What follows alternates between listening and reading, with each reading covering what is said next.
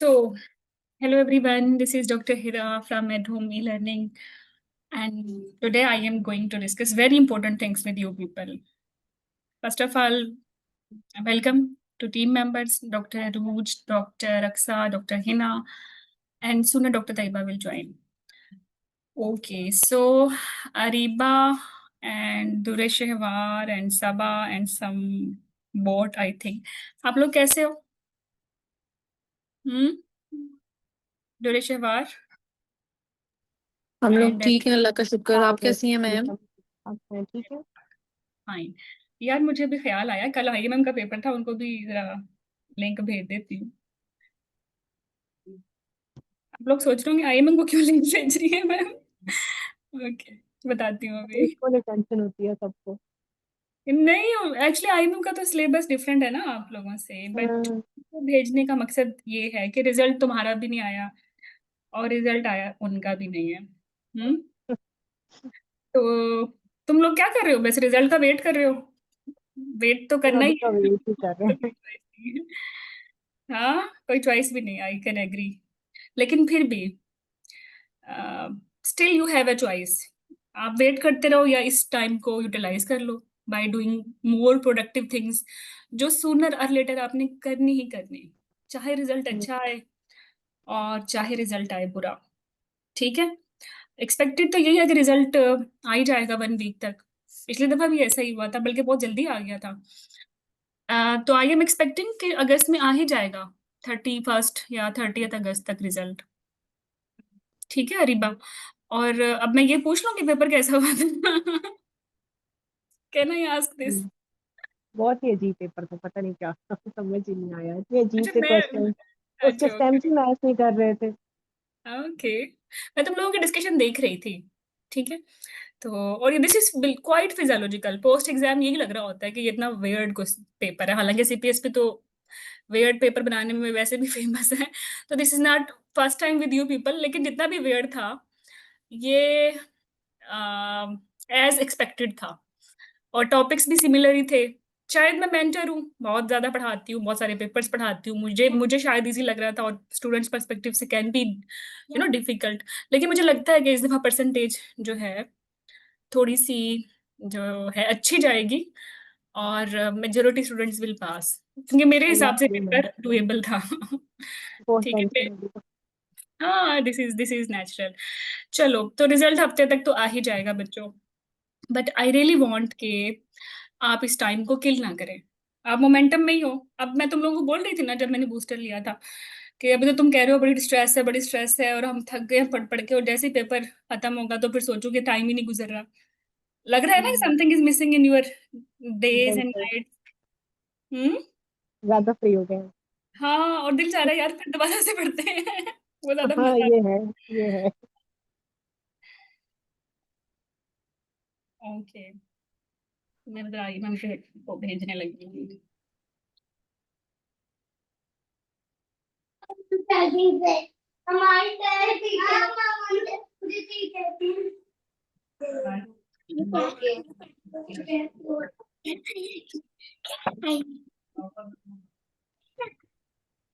हमारी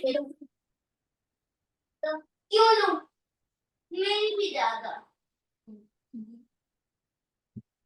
ओके, चलें, सुनर आईएमएम विल ज्वाइन। और भाई आज का जो थीम है ना, वो यही है कि जो कमिंग हमारा ये 1 हफ्ता है, ये 2 हफ्ते है, इसको best time, best things to do in this free time, क्या पॉसिबिलिटीज हो सकती हैं। मेरे हिसाब से मेरे हिसाब से तुम लोगों को टाइम जाया नहीं करना चाहिए। ठीक है, वो स्टूडेंट्स, चलो भाई पेपर देते हैं, 2 ही रिजल्ट्स आते हैं ना, पास हो जाते हो या ज्यादा फेल हो जाते हो, और कोई तीसरी तो चांस है नहीं। ठीक है, but in both both ways I personally feel कि आप लोग इस टाइम को अपने क्लिनिकल अप्रोच बिल्डअप करने में यूज करें, क्योंकि the moment result will announce आप सब इतने हरी में हो जाओगे कि इतनी सारी चीजें हैं करने के लिए, तो ये सब कैसे कवर होगा। और उस वक्त for us it will be difficult कि हम बेसिक चीजों को इतना टाइम दें। We will start from your past papers, FCPS के पेपर्स हैं इतने सारे साल में। तुम लोगों के कितने पेपर होते हैं? लाइक 2 टाइम्स पेपर होते हैं, एफसीपीएस की भी, एमसीपीएस की भी, आईएमएम की भी। और एफसीपीएस में यूजली 4 भी बन जाते हैं ना, मॉर्निंग इवनिंग, ठीक है। या केएसए में सेपरेट पेपर होता है। अभी बर्मिंघम में पेपर होना है एफसीपीएस का, 29 को है, ठीक है। तो आप इन पेपर्स के लिए आप कितना पढ़ते हो? बहुत सारा पढ़ते हो। 4 साल की पूरी एफसीपीएस की ट्रेनिंग, या आईएमएम के लिए पूरी 2 ईयर की ट्रेनिंग, या एमसीपीएस के लिए पूरे पूरे but I will say 2 year की ट्रेनिंग, या एमएस के लिए actually more than 4 ear training आप करते हो। और फिर उस थ्योरी के पेपर की आप तैयारी करते हो, और मेजोरिटी पास कर भी लेते हो, कुछ नहीं भी करते, राइट। जो क्लिनिकल एग्जाम है वो तो और भी ज्यादा डिफिकल्ट है एज कम्पेयर टू थ्योरी। अगर थ्योरी डिफिकल्ट है तो बच्चों क्लिनिकल उससे भी ज्यादा डिफिकल्ट है, ठीक है। डिफिकल्टी के से हिसाब से ये है कि आपको फेस टू फेस आंसर करना होता है, टाइम शॉर्ट होता है, लिमिटेड टाइम में आंसर करना होता है, रियल पेशेंट से डील करना होता है। तो इस एग्जाम की तैयारी के लिए after theory result you will have maximum 1 or 2 months on average. चलो मैं मान लूँ 2 months। तो क्या आपको लगता है कि ये 2 months एनफ है to complete your entire syllabus? Tell me.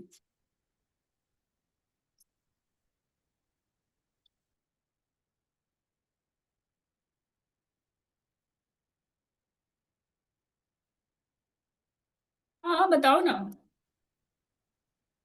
Forget about this कि मैं कोई कोर्स तुम्हें सेल करने वाली हूँ। Just be honest with your self and let me know कि क्लिनिकल एग्जाम की तैयारी के लिए कितना टाइम चाहिए होता है। क्या 2 months एनफ होंगे जैसे रिजल्ट आएगा और आप उन खुश नसीबों से में से हो जो पास हो गए हो? फिर तो ज्यादा स्ट्रेस शुरू हो जाएगी कि यार अब दिल तो यही है फर्स्ट अटेम्प्ट में पास करें। फर्स्ट अटेम्प्ट अच्छी अटेम्प्ट होती है, थ्योरी भी अच्छी आती है। जैसे जैसे फिर आप अटेम्प्ट रिपीट करते हो, ज्यादा आप डिप्रेशन में चले जाते हो, क्वालिटी थोड़ी सी कम हो जाती है, नो डाउट, है ना। तो फर्स्ट अटेम्प्ट से अच्छी कोई अटेम्प्ट नहीं है, और फर्स्ट अटेम्प्ट में ड्रज के तुम लोग टाइम जाया कर रहे हो। तो नहीं करना ना टाइम ज्यादा जाया। तो यहाँ मैं तुम लोगों को, इसीलिए मैंने ये बिगिनर या गाइड सेशन में ले रही हूँ, जिसमें मैं आप लोगों को जस्ट एडवाइस करूंगी whether you are joining the course और नॉट। लेकिन ये जो टाइम है वो आपने अपने आने वाले फ्यूचर को देखते हुए कैसे बेस्ट यूटिलाइज करना है। सूनर और लेटर, ट्रस्ट मी, आप सब ने पास हो जाना है थ्योरी में at your own turn. And when you will pass your theory, you have to appear in your clinical exam and talks.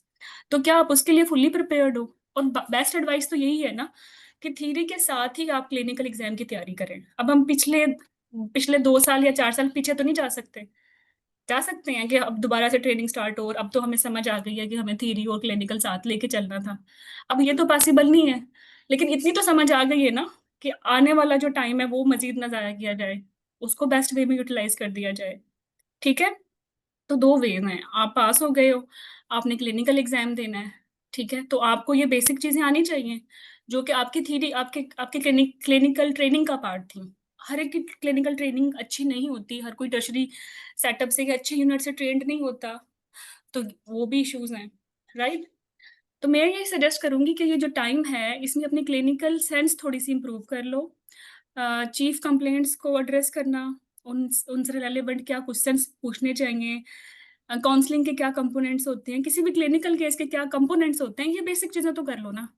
क्योंकि द रिजल्ट, जैसे ही रिजल्ट आएगा तो फिर आपकी ये बेसिक चीजें तो कंप्लीट होंगी ना, और आप आराम से अपने पेपर्स को स्मूथली स्टार्ट कर लोगे।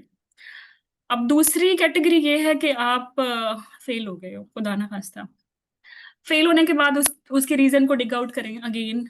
आपको बस समझ नहीं आ रहे थे, क्लिनिकल स्टेटमेंट समझ नहीं आ रही थी, चीफ कंप्लेंट समझ नहीं आ रही थी, या चीफ बस समझ नहीं आ रहा था। तो अगर आप अपनी क्लिनिकल रीट्यूनिंग कर लोगे, और अगर आपने दोबारा थ्योरी भी देना है, तो after improving your clinical sense you will be in a better position to pass your theory. So ये जो आपके पास आपको खुशकिस्मती से 10 दिन मिल गए हैं जिसमें रिजल्ट आना है और आप कुछ नहीं कर रहे, तो आप ये कर लो, क्लिनिकल क्लिनिकल सिनेरियोज को पढ़ लो, चीफ कंप्लेंट्स को एड्रेस कर लो। क्योंकि whether you are IMM candidate, MCPS candidate, MS candidate, FCPS candidate, clinical cases तो पार्ट है आपका, पार्ट है ना। अगर मैं कहूँ कि एमसीपीएस में 2 क्लिनिकल केसेस हैं, एफसीपीएस में 2 क्लिनिकल केसेस हैं विद रियल पेशेंट, एमएस में it can be up to 4 clinical cases, और आईएमए में भी अप टू 4 सिनेरियोज होते हैं क्लिनिकल जो आपने अटेम्प्ट करने हैं। तो ये क्लिनिकल केसेस जो कि आपकी थ्योरी के लिए भी इंपॉर्टेंट है और आपके अपने एग्जाम के लिए भी इंपॉर्टेंट है, तो ये जो कमिंग 10 days है ना, you can use them in a better way if you are following my advice. Got my point? Hmm,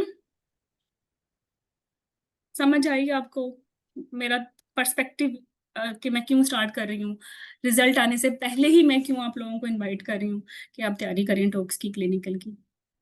Areeba, मुनज्जा, Saba, I can't hear you. मैं सुन नहीं पा रही थी। अरूज, तुम्हें आवाज आ रही है मेरी अक्सर? जी जी मैडम, आपकी आवाज बिल्कुल क्लियर आ रही है, जी बिल्कुल ठीक आ रही है। तो क्या कहेंगी अरूज आप इस पर्सपेक्टिव में, ये जो 10 days हैं, अगर ये अपने आप को वार्म अप कर लें for their coming up clinical exam, या even if they have to repeat theory, Allah ना करे ऐसा हो, तो ये कितनी अच्छी स्ट्रैटेजी है कि ये 10 days ये अब लाइक रीट्यूनिंग करें क्लिनिकल वे में। हम्म। जी मैडम, आपने बिल्कुल सही कहा है, टाइम वेस्ट नहीं करना चाहिए।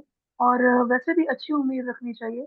हम ये क्यों सोचें कि रिजल्ट अच्छा नहीं आएगा, इंशाल्लाह दे विल पास। नहीं नहीं और अरुज, फिर भी 100% तो कोई भी एग्जाम पास नहीं होता। हमने दोनों पॉसिबिलिटीज भी देखे, तो ये दोनों सिचुएशन में विन विन पोजीशन में है। मतलब पास होके भी मैडम विन जो भी, पोजीशन पे है, और ना हाँ जी होके। बिल्कुल बिल्कुल, जिस भी तरफ चाहे रिजल्ट, इनके फायदे नहीं है ना ये। प्रिपेयर करना और क्लिनिकल स्किल्स तो बनानी बनानी है, आज नहीं तो कल अपेयर तो होना है टॉक्स में। Exactly exactly. और अगर आपकी क्लिनिकल अप्रोच अच्छी है, तो जिन वजूहात की वजह से प्रोबेबली आप नहीं भी पास कर पाए, तो नेक्स्ट टाइम आप ज्यादा बेटर होंगे फॉर योर इवन थ्योरी। मुझे बहुत सारे लोगों ने बोला थ्योरी का बिल्कुल पेपर अच्छा नहीं हुआ, तैयारी नहीं थी, डिलीवरी थी, घर में इश्यूज थे, और हम एक्सपेक्ट नहीं कर रहे कि हम पास होंगे। तो अब हम क्या करें? हम हमें ये फायदा होगा कि हम कोई वार्म अप क्लिनिकल सेशन लेते हैं, हमें क्या फायदा होगा? हम तो रिजल्ट का वेट कर लेते हैं। इस तरह के क्वायरीज आ रही थी, तो मैं उनका आंसर कर रही हूँ कि देखो, टाइम तो वैसे ही गुजर जाएगा, रिजल्ट तो आ ही जाएगा, पास या फेल, ठीक है, और तो कोई पॉसिबिलिटी नहीं है। लेकिन ये जो आपके पास 10-15 दिन है, अगर ये आप बेस्ट पॉसिबल वे में यूटिलाइज करो, तो आप दुखी तो नहीं होंगे ना। आप दोनों सिचुएशन में विन विन कर रहे हो, ठीक है। आप पास हो गए हो, आपका आधा काम हो चुका है आपके पेपर्स का, आपको वो समझ आ गए होंगे स्टेशन। आप खुदा ना खास्ता फेल हो गए हो, आपका आधा काम हो गया। जिन क्वेश्चंस की आपको समझ नहीं आई, अब समझ आ रही होगी। क्लिनिकल क्वेश्चंस होते हैं, because CPSP love clinical questions, और क्लिनिकल क्वेश्चंस की मार्किंग भी ज्यादा होती है। तो ये इसमें मेरे I will actually, I if I will see the record, मेरे हमेशा बिगिनर सेशन में रेजिडेंट्स भी होते हैं, इवन हाउस ऑफिसर्स भी होते हैं। They want to actually make their approach better for their clinical cases. तो क्लिनिकल केसेस में अब हमारे पास एक टीम है, बड़ी एक्सपर्ट टीम है। I will start from doctor Aruj. Doctor Aruj, tell me about yourself, what you have done. आपने FCPS किया, उसके बाद अब क्या कर रहे हो? और आपके तो आई थिंक दोनों पार्ट्स ही फर्स्ट गो में हुए थे, और आपका with Med Home I think ये 8th या 9th सेशन है, if I am not wrong.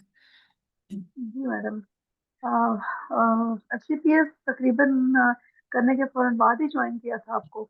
और थ्योरी एंड क्लिनिकल दोनों फर्स्ट अटेम्प्ट में हो गए थे अल्हम्दुलिल्लाह।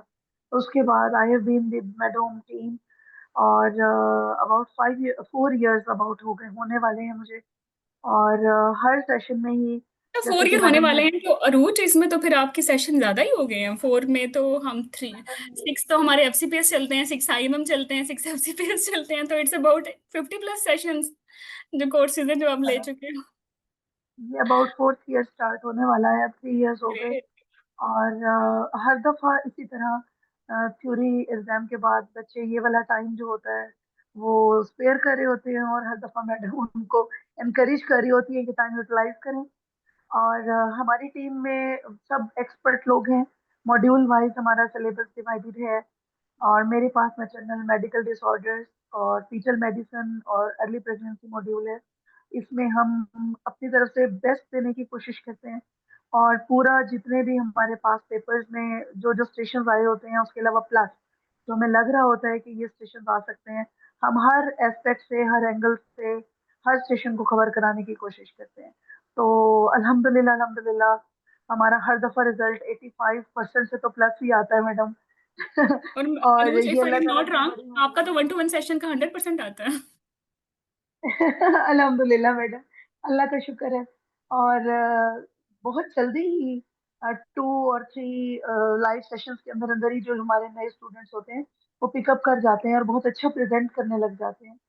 And the way they present वो इन द एंड एग्जाम में भी फिर शाइन करते हैं। और अरुज, हम अल्हम्दुलिल्लाह। यही एंड नहीं करते। हम तो कोर्स के बाद भी जब बच्चे पेपर दे के आते हैं, हर मेंटोर 2 या 3 स्टूडेंट्स जो पास हो चुके होते हैं उनके साथ 1-to-1 पॉडकास्ट भी कंडक्ट करता है कि उन्होंने जी कैसे एग्जाम बिल्कुल। पास किया, एग्जाम में रियल टाइम टिप्स क्या थी। और वो हम रिकॉर्ड भी करते हैं ताकि स्टूडेंट्स ज्वाइन करें तो रियल टाइम सक्सेस स्टोरीज और रियल टाइम एग्जाम को वो ऑब्जर्व करें, है ना। जी एग्जैक्टली, बिल्कुल मैडम। और आने वाले जो लोग होते हैं उनके लिए वो पॉडकास्ट भी अवेलेबल होती हैं, उनकी रिकॉर्डिंग्स अवेलेबल होती हैं, ताकि वो सुने कि जिन लोगों ने पास किया how they approach the sessions, और एग्जाम में एग्जैक्टली एग्जामिनर्स ने क्या बिहेव किया, कैसे क्वेश्चंस आए थे, क्या आंसर्स हुए थे। तो ये हमारे कोर्स की जो फीचर्स हैं ये बड़े अच्छे प्लस पॉइंट्स हैं। और ये वाला जो टाइम है ये बहुत अच्छा है कि जो बिगनिंग जो चीजें हैं ना, पिलर्स हैं जो क्लिनिकल सेशंस के, जैसे कि हिस्ट्री टेकिंग की बेसिक बेसिक चीफ कंप्लेन को एड्रेस करना, एग्जामिनेशन को कैसे अप्रोच करना है, ये जो एग्जाम से पहले वाले 6, 7, 10 डेज जितने भी मिले, उनमें अगर इस चीज पे अच्छी कमांड हासिल कर लेते हैं तो उसके बाद फिर नेक्स्ट स्टेप में ये होगा कि स्टेशन अप्रोच करना सीख लेंगे। तो ये हम्म, बड़ा अच्छा होगा अगर इस टाइम पे किया जाए। बिल्कुल। डॉक्टर हिना, आप कुछ कहना चाहेंगी? Thank you Aruj. जी मैडम, मैंने भी आपको जब आपके साथ ही रिटर्न की तैयारी की थी और आपके साथ ही टॉक्स पास किया था फर्स्ट टीम में, माशाल्लाह आईएमएम भी मैंने आपसे ही तैयारी की थी। आईएमएम, रिटर्न, टॉक्स, हर चीज आपके ग्रुप से की थी और माशाल्लाह फर्स्ट अटेम्प्ट में निकल गया था। और उसके बाद मैंने आपको ज्वाइन किया था, तब से मैं आपके साथ पढ़ा रही हूँ। माशाल्लाह 4 years मुझे हो चुके हैं आपको भी ना। 4 इयर्स हो गए हैं। So what और do you students in the course? What are your modules? मेरे मॉड्यूल्स में कॉन्ट्रासेप्शन है। पहले मेरे पास जो है कॉन्ट्रासेप्शन से रिलेटेड जितनी भी ड्रिल्स हैं वो सारी, फिर उसके बाद लेबर से रिलेटेड पीपीएच, और उससे related uterine inversion, breach delivery, सारी ड्रिल्स वो भी मेरे पास हैं। उसके हम्म। अलावा इनफर्टिलिटी भी मेरे पास मैंने पढ़ाया है। जनरल गायनी के सारे टॉपिक्स जितने भी रिलेटेड हैं वो सारे मेरे पास हैं। तो जो बट यू से कि आपके मॉड्यूल्स फिक्स हैं, तो you are the first one. इन मॉड्यूल में कोई भी नया स्टेशन आता है, आईएमएम, एमसीपीएस, एफसीपीएस, एमएस से, तो अब तो बड़े आराम से उसको टैकल कर लेती हैं कि इसको कैसे पढ़ाना है और कैसे मैडम, डिलीवर करना है। ये जो है उसको हमने हर तरह से पढ़ाया है, मतलब पास पेपर्स में क्या आया, क्या पूछा गया, उसमें टॉक्स कौन कौन से आ रहे हैं वो हम साथ साथ पढ़ते रहते हैं, क्या नई इंटरवेंशंस हो रही हैं, क्या पूछा जा सकता है, और किस तरह से, मतलब हर तरह से अल्लाह का शुक्र है अब माशाल्लाह इस पे ग्रिप आ गई है। और अभी चार तक साल में जितनी भी तो 4 साल में तो ही ना, इसका मतलब ये है कि आपने तो लेबर, कॉन्ट्रासेप्शन, जनरल गायनी में ना पीएचडी कर लिया। 4 साल ही लगते हैं एमसीपीएस के बाद पीएचडी करो तो। जी मैडम, लगता तो ऐसे ही है। तो मुझे माशाल्लाह अब आज तक मेरा ख्याल है जितने हमने स्टेशंस पढ़ाए हैं किसी ने कभी भी कंप्लेंट नहीं की कि उससे बाहर आया है या हमें पता नहीं था। तो बिकॉज अल्लाह का उसकी रीजन शुक्र पता है क्या है ना, क्योंकि आपके लिमिटेड मॉड्यूल्स हैं और है।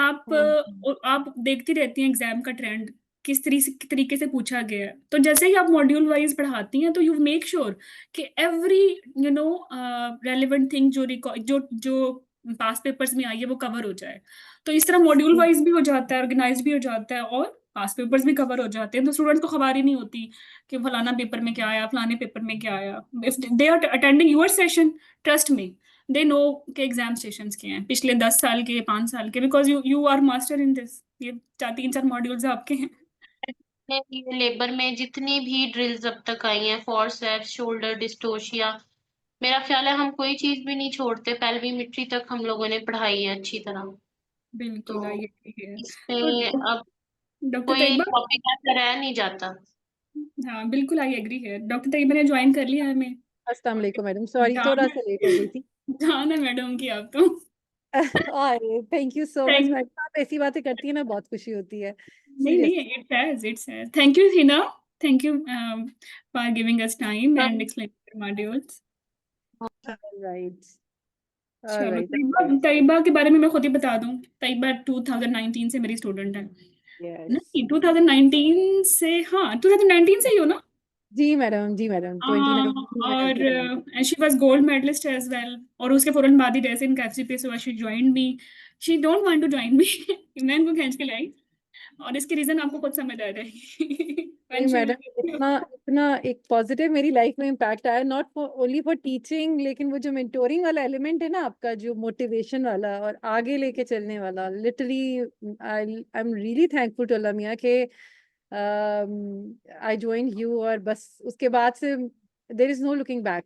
अल्हम्दुलिल्लाह, अल्हम्दुलिल्लाह, up till now. I'm so happy with you Tayyaba, I'm so happy। मैं कहती हूँ ना मेरा कोई जानशीन है तो वो तुम हो। अल्हम्दुलिल्लाह मैडम, नहीं मैं तो पहुंच ही नहीं सकती मैडम आपके उस लेवल पे, but still I am so happy कि मैंने इस फोरम को ज्वाइन किया और आपके बिहाफ पे जो इतने ज्यादा स्टूडेंट्स को पढ़ाया, लिटरली ये अपॉर्चुनिटी देना, मतलब there are other forums they don't offer this opportunity. So मतलब बिल्कुल फ्री हैंड देके स्टूडेंट्स को 1-to-1 करा देना, फ्री हैंड देके सेशंस देना, लाइक लिटरली वो स्टूडेंट्स हम लोग को भी ऐसे ही लगता है कि हमारे स्टूडेंट्स हैं, लेकिन उनकी बातें सुने तो वो अभी भी मैडम हिरा को याद करते हैं कि हमने रिटन की तैयारी मैडम से की थी, ये हमने उनसे पढ़ा है, ये हमें अभी वैसे ही आता है। तो वो बड़ा अच्छा लगता है सुन के कि Tayyaba, what you will teach in this course? Madam आपने मुझे ना सबसे बोरिंग, मैं हमेशा कहती हूँ सबसे बोरिंग वाले मॉड्यूल्स मुझे दिए, लेकिन अल्हम्दुलिल्लाह I try teaching them in the way कि स्टूडेंट्स उसको करने के बाद बहुत खुश होते हैं। बोरिंग से मेरी मुराद ऑन्कोलॉजी है। ऑन्कोलॉजी स्टूडेंट्स को मुश्किल भी बहुत लगता है, लेकिन once I go through them उसके बाद उनका अच्छा फीडबैक हमेशा आता है कि मैडम हमें तो बहुत डर लगता था इस ऑन्कोलॉजी से, तो आपने जिस तरह स्टेप वाइज सारे कराए हैं और वो जिस तरह से आपने गाइड किया कि एक मॉड्यूल में इस तरह से एडेनोक्सिल मासेस को लेके, एक मॉड्यूल में पोस्ट मेनोपॉजल ब्लीडिंग को लेके, ऑल दैट। सो सबसे इंपॉर्टेंट मेरे पास ऑन्कोलॉजी का है, और मैं फिर वो स्टूडेंट्स को हमेशा कहती हूँ कि it's 100% exam question, 100% clinical case, and believe me जिस और जब तरह भी ओवेरियन कैंसर आता है ना, हर दफा आता है, हर दफा स्टूडेंट्स कहते हैं डॉक्टर तैयबा ने इतना अच्छा पढ़ाया ना। ये अल्हम्दुलिल्लाह, मैम, बस स्टूडेंट एग्जामिनर तो पूछ रहे थे कि कहाँ की ट्रेनिंग हो। एग्जैक्टली यही मैं कह रही हूँ कि 100% एग्जाम क्वेश्चन, और फिर वो जो जो क्वेश्चन मैं कराती हूँ वो फीडबैक यही होता है कि मैडम हमें यही पता था, अगला क्वेश्चन आपने ये बताया था तो उन्होंने यही पूछा, अगला क्वेश्चन उन्होंने यही बताया था तो उन्होंने यही पूछा। सो ऑन्कोलॉजी है मेरे पास सबसे important, then comes general gynae. और जनरल गायनी के टॉपिक्स कुछ डॉक्टर हिना ने भी एक दफा स्टार्ट में लिए थे, कुछ उसके बाद मेरे पास थे, तो लास्ट सेशन में मैंने सारे कराए हैं। और जनरल गायनी में सारी जनरल गायनी है, including abnormal uterine bleeding and all that. उसके बाद इनफर्टिलिटी, इनफर्टिलिटी पहले हम जनरल गायनी के अंदर इंक्लूड करते थे, लास्ट टाइम आपने उसका मॉड्यूल अलग किया, थैंकफुली वो अलग किया, क्योंकि लास्ट टाइम आने शुरू हो गए उसके भी टॉपिक्स अलग अलग, और स्पेशली जो मेल इनफर्टिलिटी कोई बेल कर फैक्टर, नहीं हाँ, पूछा। बेल फैक्टर से ना मैं थक गई हूँ। Exactly. Consecutively it's coming up in every exam. और वो कोई कराता ही नहीं, वो सब ने यही कहा कि हमें कभी किसी ने नहीं कराया, और हमने इतनी डिटेल में उनको कराया हुआ है हर एस्पेक्ट से। सो इनफर्टिलिटी कवर हो गया, और इसके अलावा मैंने यूरोगाइनी के भी आपके टॉपिक्स एक आधे कोर्सेज में वो भी कराए हुए। सो 3-4 मॉड्यूल्स मेरे पास भी हैं, उसमें से हम जैसे आप डिवाइड करती हैं स्केड्यूल, तो उसमें ऑन्कोलॉजी और जनरल गायनी तो मेरा होता ही है, इनफर्टिलिटी साथ में, और समटाइम्स यूरोगायनी। सो गायनी का मेरे पास हैं ज्यादा टॉपिक्स। इससे पहले आपने मुझे बहुत अच्छे टॉपिक्स दिए थे, वो मेरे अभी भी जान है, जब 1-to-1 में कराती हूँ और मैं एंड शौक आई नो पता है तैयबा, मैंने तुम्हें क्यों मैंने तुम्हें बोला ना तुम जानशी हो मेरी। तुम्हारी क्लिनिकल अप्रोच बहुत अच्छी है, तो ऑन्कोलॉजी से एक केस तो आना ही आना, और जनरल लाइन से एक तो आना ही आना, right? That is the reason के और मैं जो ऑप्स के मैं डायबिटीज हाइपरटेंशन एनीमिया कराती थी, वो भी मुझे बहुत पसंद है, वो अपना शौक मैं 1-to-1 में पूरा कर लेती हूँ। वो मॉड्यूल आपने चेंज करके डॉक्टर रूज को दे दिया था। लेकिन Aruj Aruj is doing amazing in very metal. Well, exactly मैं वही कहने लगी थी कि मैंने उनका भी सुना, बहुत अच्छा करा रही हैं। सो बाकी ये है कि अब वो मैं 1-to-1 वाले स्टूडेंट्स जो हैं उनको पूरा पूरा वो कराना होता है, तो हमारा तो अल्हम्दुलिल्लाह सारा ही गायनी ऑप्स कवर हो रही है एनीवे, कई बार चाहे ये जो हमने मैंने डिवाइड ही मॉड्यूल किया। चेंज किए ना, इसकी जी रीजन जी। पता क्या थी? अब आपको तो स्टूडेंट फीडबैक देते नहीं, पास हो हम्म, जाते हैं तो मुझे देते हैं, फेल होते हैं तो मुझे देते हैं। तो फिर हम्म, मैंने वो चीजें आप लोगों को दी हैं जो आपकी स्ट्रेंथ है, लाइक हाँ, क्लिनिकल केसेस आपकी स्ट्रेंथ है। मेटरनल हम्म, मेडिसिन लाइक अरूज से अच्छा कोई नहीं पढ़ा सकता, इवन बहुत मैं भी अच्छा नहीं पढ़ा कराते हैं, नो सकती। और डाउट, आपको पता ऐसे है हिना ड्रिल्स और कॉन्ट्रासेप्शन में शी बहुत इज अच्छी टू कराते हैं good she is too madam. Good. वो ना वो इतना हमें याद हो गया कि कोई स्टूडेंट मुझे कोई ड्रिल वगैरह कहता है, मैं कहती हूँ वो तो डॉक्टर हिना के सेशन सुने उन्होंने कराए हुए हैं, क्योंकि वो हमें याद हो गया कि ये उसकी ये वही कराती है, और मुझे आवाज भी उसी की जहन में आ रही होती है, बिल्कुल ये हिना बिल्कुल। ने कराई हुई है। तो डॉक्टर हिना ने अक्सर तो पीएचडी कर ली इसमें। क्लिनिकल गवर्नेंस का कुछ आता है तो मैं कहती हूँ प्लीज डॉक्टर अक्सर के सेशन सुनिएगा, ये Here मैं बहुत comes Dr. Aksa. Here हाँ comes the, star of Medhome. Exactly. Dr. Aksa, can you hear us? जी अस्सलाम वालेकुम डॉक्टर हिरा, कैसी हैं आप सब? मैं ठीक हूँ, तुम सबसे पढ़ी लिखी मेंटर हो हमारे फोरम की। है ना मैडम, हम नहीं सबसे नहीं, बस ज्यादा। आपने आपने इतना काबिल समझा, वरना इतना है नहीं भाई अभी तक। नहीं नहीं नहीं, यू आर।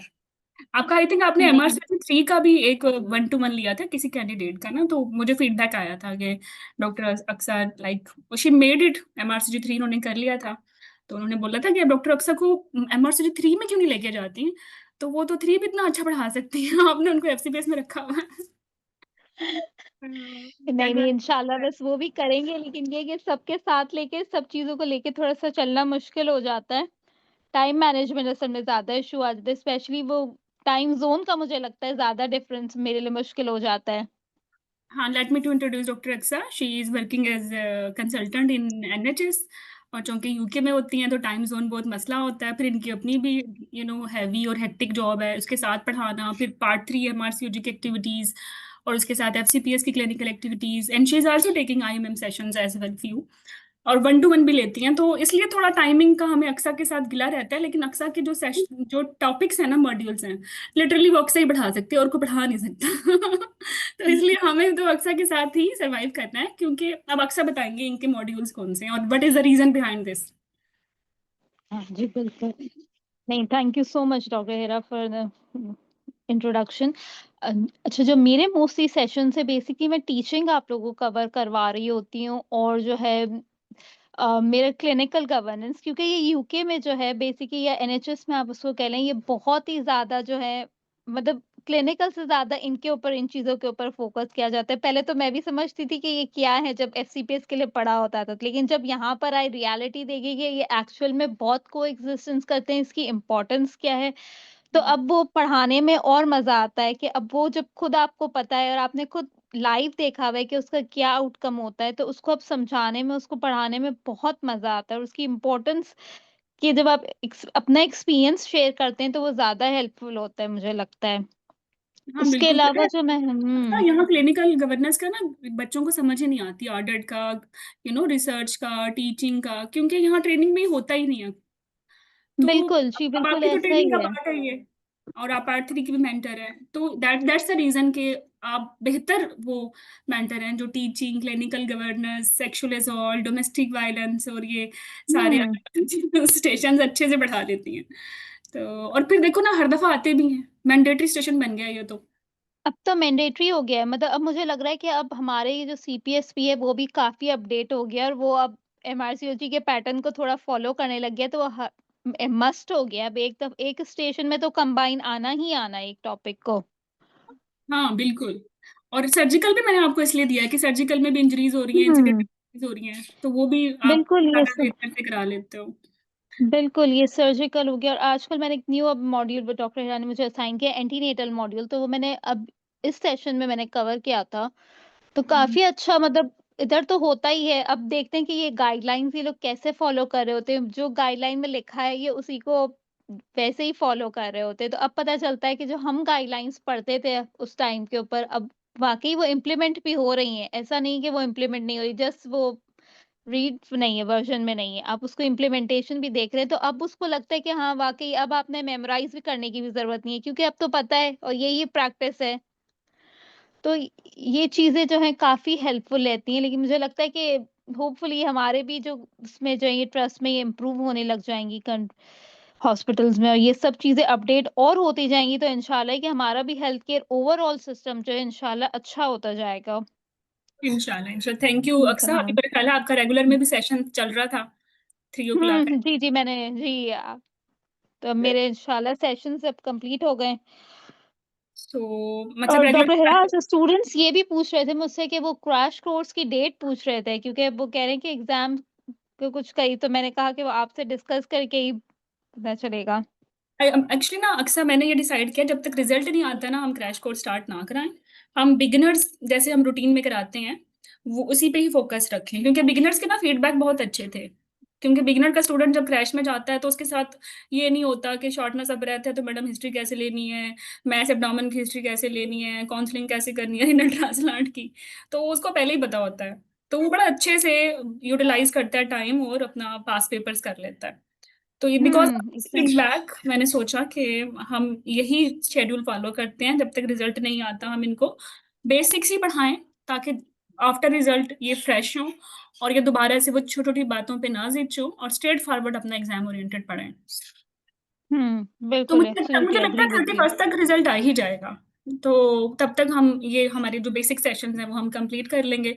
अक्सर मैंने बेसिक सेशंस में चेंज नहीं किया, बेसिक सेशंस वही हैं जो पहले थे आपके। ओके, अमेजिंग, ठीक है, हो गया। हाँ, आपको पीपीटी दोबारा बनानी नहीं पड़ेंगी, थोड़ा सा रिफ्रेश करना पड़ेगा उनको। जी, जी, बिल्कुल अपडेट उसको अब कर लेंगे, जो भी अब गाइडलाइंस अपडेट हुई हैं। बिल्कुल सेम फॉर हिना, जो पिछली दफा आपने लिए थे बिगिनर्स में, same for doctor Tayyaba, same for doctor Hira. Hira तो मैं खुद ही हूँ। चलो, तो अरूज का किधर गया? हाँ, अरूज के भी हैं आ गए, सेम है अरूज आपके भी। ठीक है। ओके मैडम, जी जी ठीक है। तो थोड़ा सा एक्सप्लेन कर दूं बिगिनर्स में हम कैसे पढ़ाएंगे। तो ये वो कॉमन टॉपिक्स हैं, चाहे आप एमसीपीएस कैंडिडेट हो चाहे एफसीपीएस, ये आपको आने ही आने हैं कि लाइक पॉलीहाइड्रोमनियाज की प्रेजेंटिंग कंप्लेंट क्या है, फिट्स पड़ गया तो क्या पूछना है, हेडेक हो गया तो क्या पूछना है, एसओबी हो गया तो क्या पूछना है, क्लिकिंग के क्या मैंडेटरी क्वेश्चंस हैं जो कि आपने अपने पेशेंट से या एग्जामिनर को बताने ही बताने। बैड ऑप्स हिस्ट्री है, तो आपने कैसे काउंसलिंग करनी है, कैसे हिस्ट्री लेनी है। तो बेसिकली हिस्ट्री से आपकी जान छूट जाएगी। जैसे अगर ये बिगनर्स आप ले लोगे तो आप हिस्ट्री टेकिंग में बहुत एक्सपर्ट होंगे, जब तक हिस्ट्री नहीं आती तो आप क्या ही डायग्नोज करोगे, क्या ही इन्वेस्टिगेट करोगे, क्या ही मैनेज करोगे, तो आप कुछ भी नहीं कर पाते। और जो जैसे रिजल्ट आता है आप इतने स्ट्रेस में होते हो, आप हिस्ट्री पे फोकस ही नहीं करते। ये तो बेसिक चीजें हैं, ये तो बेसिक चीजें हैं, भाई बेसिक चीजें होती थी आपने कौन सा पढ़े पढ़ी थी, भूल चुके हो आप। तो इसलिए हम इसको ये जो अभी रिजल्ट से पहले का टाइम है उसमें कवर कराएंगे। Doctor Aqsa pre op round लेना बताएंगी, पोस्ट ऑप राउंड पे क्या चीजें देखनी है, सेक्सुअल असॉल्ट या डोमेस्टिक वायलेंस कैसे लेके चलना है। डॉक्टर हिना आपको यूरोगाइनी, फिस्टुला की हिस्ट्री, स्ट्रेस इनकॉन्टिनेंस या किसी भी इनकॉन्टिनेंस को कैसे अप्रोच करना है, प्रोलैप्स चाहे वॉल्ट है चाहे यूवी है चाहे कोई सिंगल है साइट स्पेसिफिक लाइक सिस्टोसिल, वो कैसे आपने पूछना है। एंड डॉक्टर हिना आपको बताएंगे कॉन्ट्रासेप्शन की काउंसलिंग कैसे करनी है, लाइक एचआरटी के लिए क्या काउंसलिंग करनी है और क्या हिस्ट्री जरूर लेनी है before giving any patient HRT, या ओवेरियन फेलियर को कैसे लेके चलना है, उसमें भी एचआरटी चलता है। अब आपने देखा कि जब जैसे ही आप कॉन्ट्रासेप्शन पढ़ेंगे तो हार्मोन्स हैं, एचआरटी भी हार्मोन्स है, ओवेरियन फेलियर भी हार्मोन्स हैं, तो आप बोर नहीं होंगे। सिमिलर चीजें सिमिलर मेंटर आपको कवर करा देगा। अब तैयबा आपको पीएमबी, एयूबी, डिस्चार्ज, सब फर्टिलिटी, एचएफजी को पढ़ना सिखाएंगी, आपको आईवीएफ की काउंसलिंग बताएंगी। तो ये बेसिक चीजें हैं जो कि हर एग्जाम का पार्ट है। तो किसी भी तरीके से ये आपके पास पेपर में आएंगी, आपको पता होगा कि ये कैसे लेके चल रहा है। And after this doctor Tayyaba will also tell you के फिटल एनोमलीज में क्या डिफरेंशियल्स हैं, उनको हिस्ट्री से कैसे एक्सक्लूड करना है। एनीमिया, जैसे उन्होंने बोला कि एनीमिया डायबिटीज में तो एक्सपर्ट हैं, तो तैयबा इसी वजह से मैंने एनीमिया डायबिटीज आप ही को दिया है बिगनर्स में। तो तब आप उनको बताएंगे कि इसकी अच्छी हिस्ट्री कैसे लेनी है और once confirmed how you will counsel patient, right. And doctor साहब आपको बैड न्यूज ब्रेक करने के कंपोनेंट समझाएंगी थ्रू सम एग्जाम्पल्स, जैसे आईयूएफडी हो गई है, ठीक है, या पेशेंट का जो है कैंसर डायग्नोज हो गया है या कोई इमरजेंसी स्टेक्टमी हो गई है, वीबैक की काउंसलिंग, रीनल ट्रांसप्लांट की काउंसलिंग, डायबिटीज में डाइट काउंसलिंग, डाउन सिंड्रोम हो गया बेबी को, फिर माँ को कैसे काउंसिल करना है, पेशेंट को एचआईवी है तो बीबीएन भी आ जाएगा इसमें, बैड न्यूज को ब्रेक करना और साथ में मैनेजमेंट भी, चिकन पॉक्स की काउंसलिंग, ठीक है, डिप्रेशन की काउंसलिंग। तो काउंसलिंग का एक पूरा सेशन डॉक्टर अक्सर लेंगी, और आप कुछ अगर ये इस तरह से आप काउंसलिंग कंपोनेंट्स आपको आ गए और ये 5-6 आपने टॉपिक्स कवर कर लिए, तो कोई भी नया टॉपिक आ गया तो आप काउंसलिंग के टेम्पलेट को फॉलो करके उसको आराम से मैनेज कर लेंगी। डॉक्टर अरूजा आपको molar, mass abdomen, ovarian cancer, endometrial cancer के बारे में बताएंगी along with amenorrhoeas with thyroid. So और आई विश कि अगर ये हमारे 9 सेशंस कंप्लीट हो जाएं, इनमें से 50% आपको रिकॉर्डेड मिलेंगे और 50% विल बी इंटरेक्टिव।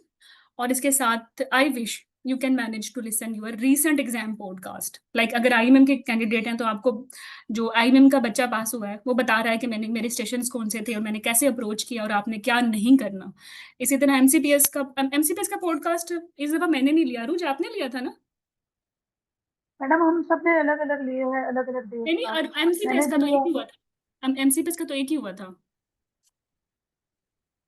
मैडम मैंने तो लिया था, फर्स्ट डे वाला मैंने लिया था, उसके अलावा मुझे लगता है डॉक्टर हिना ने भी लिया है शायद। फर्स्ट डे ही था, एक्चुअली एमसीपीएस एक ही दिन होता है।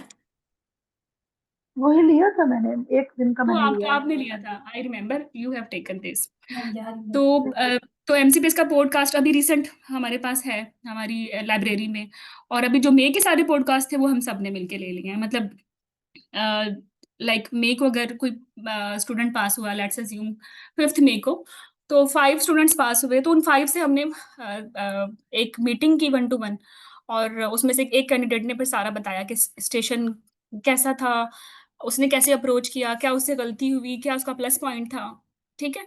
तो इस तरीके से अगर आप ये अपने रेलेवेंट एग्जाम के पॉडकास्ट भी कर लें बिफोर योर एग्जाम, तो भाई 50% आप कर चुके हो। अब आपने सिर्फ रिजल्ट लेना है पास का, और 50% करना है। और वो 2 मंथ में डुएबल है। And by doing this you can easily pass your exam in first go. Theory के फौरन साथ साथ इसी तरह आप टॉक्स कर सकते हो।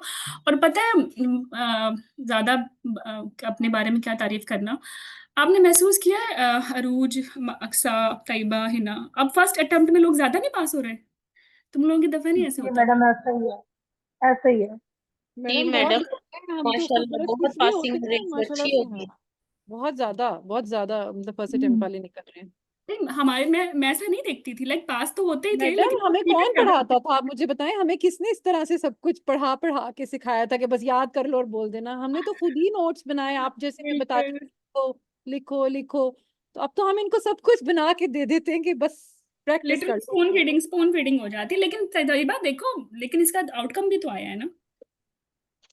तो फिर होता पहले ही 10% पास होते थे, अब 10% पास नहीं है। होते फर्स्ट अटेम्प्ट में। ये एग्जैक्टली। अपोजिट है। तो अब बहुत सारी पॉडकास्ट ये खुद सुनेंगे। पॉडकास्ट में वो पास कैंडिडेट बता रहा होता है कि वो कैंडिडेट मुस्कुरा रही थी और वो पूछ रही थी आपने किससे पढ़ाया था, फिर मैंने बताया मुझे तो वो प्लानर लोग ने पढ़ाया, तो वो हंस रही थी, मैम वो आपको जानती थी, वो भी आपकी स्टूडेंट थी। तो ऐसा भी बहुत पॉडकास्ट में ये लोग सुनेंगे। सो यहाँ मैं आपको बता दूं जैसे पॉडकास्ट से क्या मुराद है। मेरे पास अभी डॉक्टर अक्सा की पॉडकास्ट है एक 7 मई की। अक्सा ये आप ही की है ना? जी जी जी, मैं हुसैन की। हाँ, तो ये भी 7 मई, लेट्स अज्यूम ये एफसीपीएस की। इसी तरह हमारे पास आईएमएम और एमसीपीएस की भी है, नो वरीज। मैं सिर्फ फॉर एग्जांपल बता रही हूँ कि पॉडकास्ट क्या होगी। अगर एमसीपीएस का कैंडिडेट हमें ज्वाइन करेगा फॉर बिगिनर, तो वो एमसीपीएस की पॉडकास्ट सुनेगा, और हम आपको मजबूर नहीं करेंगे एफसीपीएस की सुनो। और सेम फॉर आईएमएम। तो just for example I am telling कि एफसीपीएस का ये पॉडकास्ट थी जो डॉक्टर अक्सा ने ली थी विद पास कैंडिडेट्स। तो फिर उन्होंने हमें डिटेल में बताया कि अब ये स्टेशन था, ठीक है, आर्डर पे ये पूछा था। अब 1 to 1 में वो एक एक चीज डिटेल में बता रहा होता है। ये 1+ आवर का सेशन होता है। ये ऐसा नहीं होता कि आपका कोई कोलिग पास हुआ तो वो आपको लिख के दे देगा भाई एक सेशन आर्डर पे था, एक डायबिटीज पे था, एक मोलर पे था, एक एनीमिया पे था। मतलब वो तो आपको सिर्फ ऐसे ही बताएगा ना। रियल एग्जाम में जो हुआ डिटेल में वो तो नहीं आपको बता रहा, वो आपको ये पॉडकास्ट बता रही है। ठीक है। इतने डिटेल में हम ये पॉडकास्ट लेते हैं। तो फिर एक शॉर्ट केस था प्रोलैप्स का। तैयबा आप ज्यादा आप अच्छे से बता सकते हो अगर आप बोलना चाहते हो, बिकॉज ये आप ही की पीपीटी है। तैयबा नहीं अक्सा सॉरी। ओह, जी जी जी डॉक्टर हेरा, ऑडिट का जो फर्स्ट स्टेशन था वो स्टार्ट ही असल में जो स्टूडेंट को आया था, ये फर्स्ट उसी को ऑडिट से ही उसका फर्स्ट स्टेशन ही ऑडिट था। तो आप एक्सपेक्ट नहीं करते कि ऑडिट जब आपका फर्स्ट स्टेशन आ जाए, क्योंकि वैसे ही हम इतने प्रिपेयर नहीं होते। लेकिन अल्हम्दुलिल्लाह जब उसने किया था तो उससे बिल्कुल वो कॉन्फिडेंट थी कि हाँ जो मुझसे पूछा गया मुझे आता था सब कुछ। That was the most important thing. और देखो वो नॉर्मल वजानल डिलीवरी पे, सिर्फ सिंपल वजानल डिलीवरी पे था, कोई ऐसा नहीं था कि उन्होंने कोई रिस्क फैक्टर बताया हो। लेकिन बस वो ऑडिट की डेफिनेशन, आप क्यों करना चाह रही हैं ऑडिट, टॉपिक्स उसको उन्होंने फिर कुछ उसको बताया था कि आप ऑडिट साइकिल बताइए, आप कैसे री ऑडिट करेंगी, आप क्या कौन सा आपका जो है आप उसको स्टैंडर्ड को लेंगी। तो अच्छा उस ये स्टेशन आया था। I think it was a different station के हर दफा वो सिजेरियन सेक्शन पे आ जाता है ऑडिट, जो सबको पता होता है। हाँ, और देखो हमें लगता है ऑडिट ऑडिट तो ऑडिट होता है, बस स्टेप्स बोल के आने हैं, और it become different with actually topic. And second was I think prolapse and it was short case. बिल्कुल, ये शॉर्ट केस से एक 70 की ओल्ड फीमेल थी, उसकी नॉर्मल वजाना भी उसमें जो बताया था कि सारी होम बर्थ थी। और रिसेंटली उसको डायबिटीज एंड उसके कोमॉर्बिड उसको फैक्टर्स में उसको बता दिए थे। फिर एग्जामिनर ने उससे पूछा था कि आप फोकस हिस्ट्री बताइए। फिर जब उसने फोकस हिस्ट्री बता दी कैंडिडेट ने, तो फिर एग्जामिनर ने बताया कि एग्जाम के शॉर्ट केस था, तो एग्जामिनर ने उसको डायरेक्ट फाइंडिंग्स बता दी थी कि grade 3 UV prolapse along with cystocele. फिर उसने बोला कि पॉप क्यू बना के बताएं और डिफरेंशियल्स, इन्वेस्टिगेशन और सिर्फ मैनेजमेंट रिपेयर के स्टेप्स पूछे थे। तो ये ठीक है। बड़ा स्ट्रेट फॉरवर्ड सा, आई थिंक ये स्टेशन भी अच्छा हुआ था। और पॉप क्यू ये कैसे करते हैं, बिकॉज हम इनको इतना बेसिक से पॉप क्यू कराते हैं ना, थ्योरी से शुरू हो जाते हैं। तो ये unlike other candidates pop Q में नहीं डरते हालांकि अच्छे अच्छों के तो तोड़ जाते हैं पॉप क्यू में। हो जाती है बिल्कुल। चलिए नेक्स्ट कौन सा था? नेक्स्ट ये था ऑब्स्ट्रैटिक का केस था। बेसिकली एंग्री पेशेंट था, ये बड़ा स्ट्रेट फॉरवर्ड केस था, लेकिन जिस कैंडिडेट का हुआ था वो कहती कि एग्जामिनर वो जो उसकी रोल प्ले थी वो एंड तक सेटिस्फाई नहीं हो रही थी, जब तक कि उसने ये बोला उसको कि वो ये कह रही थी कि मुझे सिर्फ घर पे ही करवानी है। उसने डिलीवर, उसने आखिर तक जिद लगा के रखी हुई थी। उसने काफी मतलब कैंडिडेट ने पूछने की कोशिश की क्या वजह है, आप क्यों नहीं करना चाह रही। तो वो बस जब उसने आखिर में, जब उसने एक दफा पूछा ना, उसने 2-3 दफा ये पूछा, तो उसने ये कहा कि घर पे जब होती हूँ तो मेरा हस्बैंड मेरे साथ घर पे होता है, लेकिन हॉस्पिटल में मुझे ये फैसिलिटी नहीं होती। तो जैसे ही जब उसने कैंडिडेट ने बोला कि हम बिल्कुल कोशिश करेंगे, हम डिस्कस करेंगे कि आपका हस्बैंड आपके साथ हो जाए, तो वो उधर ही पेशेंट रिलैक्स हो गई। और उसके बाद उसने उसको बिल्कुल भी तंग नहीं किया। तो वो आपके पास एक पॉइंट होता है, या वो एक अच्छा, रोल और प्लेयर के पास ये एक।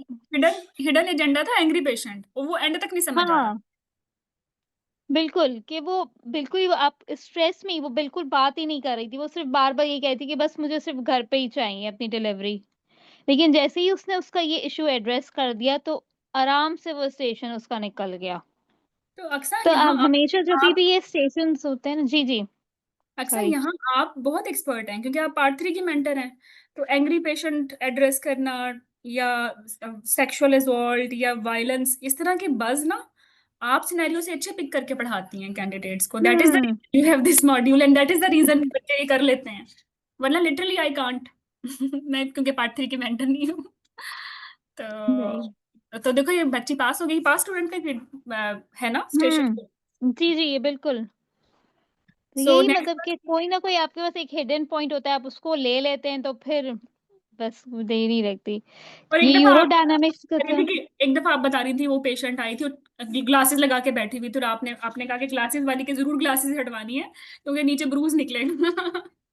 हाँ, हाँ, बिल्कुल। इसी तरह का ये मतलब अब मुझे लगता है कि अब ये उसको एमआरसीजी को फॉलो कर रहे हैं, तो उसी के उस पे ये स्टाइल पे अब जाते जा रहे हैं सीपीएसपी भी, which is good thing. Okay, और यूरोडायनामिक्स पे क्या था? यूरोडायनामिक्स पे था कि ग्राफ्स बने हुए थे। बेसिकली वो ब्लैडर डायरी दी हुई थी, और उसपे उसने जब इंटरप्रिटेट किया तो उसमें था कि 2 एपिसोड्स ऑफ वेटिंग थी और उसके अलावा कुछ भी नहीं था। फिर एग्जामिनर ने उसको 2 सिस्टोमीटोग्राम दिए थे और उसको कहा था कि आप उसको इंटरप्रिटेट करें। तो एक हम्म, तो बिल्कुल नॉर्मल था और दूसरे में था कि लीक नहीं था। उसको हम्म। ज़्यादा याद नहीं आ रहा था कि उस स्टेशन में किया, लेकिन फिर एग्जामिनर ने उसमें उसको काफ़ी कुछ तंग नहीं किया, बस इंटरप्रिटेशन और उसको कहा कि ब्लैडर डायरी एक्सप्लेन करो। बिल्कुल स्ट्रेट फॉरवर्ड स्टेशन था, इसमें कोई हिडन एजेंडा कुछ भी नहीं था। लेकिन लेकिन अक्सर ये थ्योरी में इनको डायनामिक्स अच्छे से आता है, तो ये तो तंग नहीं होते। अगर मैडम की थ्योरी कैंडिडेट्स हैं तो पॉप क्यू, यूरोडायनामिक्स, सीटीजी, ये इनके बाएं हाथ के लिए का खेल होता है। दे आर और वेरी गुड। बिल्कुल हम एक्सेस भी प्रोवाइड कर रहे हैं, मतलब अपने वाइवा के कोर्स के साथ, ये इसके साथ हम एक्सेस भी प्रोवाइड कर रहे हैं थ्योरी के ये इंपॉर्टेंट टॉपिक्स, तो वो सारा उसमें से क्विक रिवीजन भी कर सकते हैं। बिल्कुल बिल्कुल। तो व्हाट अबाउट द साइकोसिस स्टेशन? जी, ये हाँ, ये बड़ा आई थिंक ये न्यू टाइप ऑफ स्टेशन था जिसमें एग्जामिनर जो है वो बेसिकली एक स्ट्रक्चर डिस्कशन था, जिसमें एग्जामिनर जो है वो आपको सिनेरियो बताता है कि 3rd वीक पे आई हुई है पोस्टनेटल लेडी, बिल्कुल उसका कोई बात का ये कोई सेंस नहीं है, हेलुसिनेशंस, डिल्यूजन्स के साथ आई हुई है। तो वो एग्जामिनर से पूछ रहा है कि अपने डायग्नोसिस बताइए कि पोस्टपार्टम साइकोसिस है। फिर उसने उसका इंसिडेंस पूछा, सिम्पटम्स और मैनेजमेंट उसकी पूछी। फिर उसने एक इम्पोर्टेंट क्वेश्चन ये पूछा था कि is lithium safe in breast pregnancy? तो आइडियली तो अब हम सबको पता है कि लिथियम सेफ नहीं है। लेकिन उसके बाद उस लड़की ने जब हम उसको पढ़ाया था तो उसको बताया था कि अगर तो कोई भी मेडिकेशन के साथ उसको हेल्पफुल ही नहीं हो रहा, पेशेंट को इम्प्रूवमेंट ही नहीं आ रही, तो लिथियम फिर तो देनी ही पड़ेगी, कोई ऑप्शन ही नहीं है। तो जब उसने ये कहा कि if needed after discussion with mental health team, तो एग्जामिनर सारा बिल्कुल समझ गया कि इस लड़की को पता है कि वो मैं क्या चाह रहा हूँ आंसर। हाँ बिल्कुल बिल्कुल। And what sickle cell disease था, I think. Next. Hmm sickle cell disease, I think ये वो स्टिमुलेटेड पेशेंट था, सो ये primary capital 26 week known case ही सिकल डिजीज की। तो एग्जामिनर सिर्फ आपसे काउंसलिंग पूछना चाह रहा था कि आप क्या काउंसलिंग करते हैं उसकी फ्रॉम द स्टार्ट, के जब से आपके पास आई हुई है 26 वीक से। इससे पहले आपने हिस्ट्री में जरूर पूछना है कि अगर उसने कोई अपने हस्बैंड का टेस्टिंग वगैरह करवाई हुई है। लेकिन उसके बाद 26 वीक से लेके आपने एंड पोस्टपार्टम तक और फ्यूचर प्रेगनेंसी तक आपको उसको लेके जाना था बेसिकली इस सिनेरियो में। Okay, and the next one? Then again ये शॉर्ट केस था उसका कि ट्विन प्रेगनेंसी एनीमिया के साथ थी और रेज एएलटी था। और ये टिपिकल केस है, ये हाँ ऑल बिल्कुल, टिपिकल ये केस। मतलब ये आप एक्सपेक्ट करते हैं कि एनीमिया हर आपके उसमें आना ही आना है। उसका रिस्क फैक्टर में ट्विन निकलेगी या उसकी कॉम्प्लिकेशन में पीटीएल आ जाएगा। लेकिन हाँ, तो ये आपको एक एक्सपेक्टेड ही सिनेरियो के आना ही आना है आपने, बिल्कुल डेफिनेट। And next one?